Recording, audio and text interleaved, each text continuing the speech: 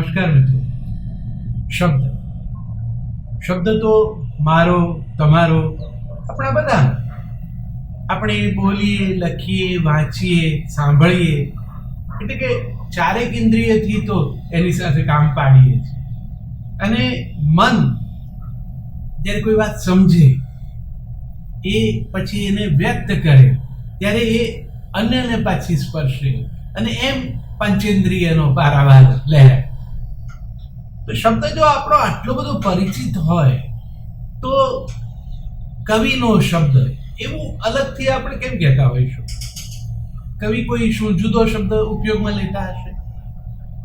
ના, શબ્દ તો એ પણ એ જ હોય છે, પણ કવિ કર્મથી એનું રૂપ બદલાઈ જાય છે.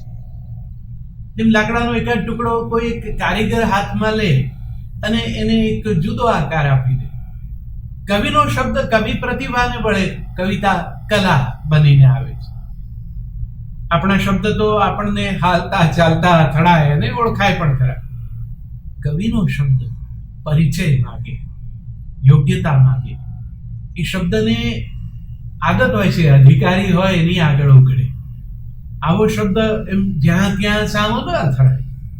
એને તો તમારે આવકારવો પડે, અછો વાના કરવા પડે, ઔપચારિક ઓળખ આપવી પડે અને પછી એ ઉઘડે.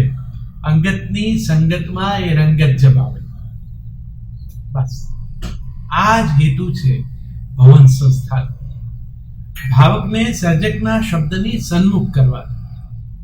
ઉતાવળે દોડતા સમયમાં એકમેકને ઓળખવાનો આ એક અનોખો અવસર છે.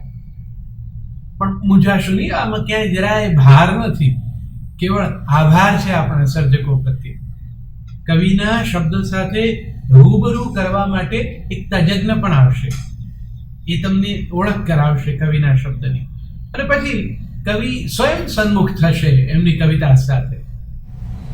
ઘેર બેઠા આ અંગતની રંગતની સંગત માણવા ભારતીય વિદ્યાભવન, કલા કેન્દ્ર અને સાહિત્ય કલા સંપદા એણે પાથરી છે આ ભાવભરી પંગત.